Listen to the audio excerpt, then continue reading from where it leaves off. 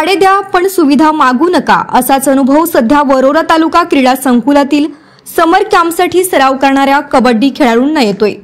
20 April पासून सुरू झालेल्या या कॅम्पसाठी तब्बल 60,000 रुपयांचं भाडं वसूल करण्यात आलं। पण मैदानावर मिळालं काय? तुटकी मॅट, पाणी नाही, लाईट नाही आणि वरून राखेचा मारा। विशेष म्हणजे तुटक्या मॅटवर सराव करत काही खेळाडूंच्या गुडघ्यांवर जखमा झाल्या। मैदानावर उन्हातानात सराव करताना पाणी मिळेना आणि संकुलात चालू असलेल्या बांधकामामुळे राखेचं कण डोळ्यांत घुसून खेळाडू त्रस्त झालेत।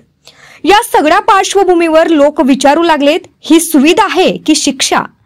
जय हिंद क्रीडा मंडळ वरोरा यांनी या कॅम्पचं आयोजन केलं।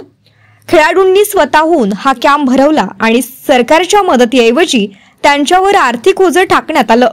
शासनाच्या क्रीडा प्रोत्साहनाच्या घोषणा प्रत्यक्षात कुठं दिसत नाहीत आणि ऑफिसात बसलेल्या काही अधिकाऱ्यांची उदासीनता थेट मैदानात खेळाडूंना भोगावी लागते। माझं नाव संकेत राहुल गौरकर आहे। मी प्रॉपर भटाड्याचा आहे आणि इथे रूम करून राहत असतो आणि कबड्डी प्रॅक्टिससाठी इथे आमचा समर कॅम्प आहे।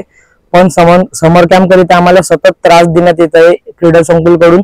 आम्ही 4 दिवस इथे चक्कर मारली आहे मॅट करिता आणि ते मॅट करिता चक्कर मारून 4थ्या दिवशी आम्हाला मॅट दिली आणि ते पण खराब मॅट दिली आहे आणि ती मॅट बॅडमिंटन कोर्टवर खराब केलेली आहे आणि ते तसेच पेंट मारून आम्हाला दिली आहे।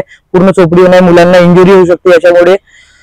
आणखी इथे त्या मॅचचं त्या खराब मॅचचं 30,000 रुपये भाडं मागत आहे आणि ग्राउंडचं भाडं 30,000, असं टोटल अनामत रक्कम आम्हाला 60,000 रुपये मागण्यात येत आहे आणि सतत आम्हाला तालुका क्रीडा अधिकाऱ्यांकडून त्रास होत आहे। लाईटची व्यवस्था नाही आहे, इथे पाण्याची व्यवस्था नाही आहे।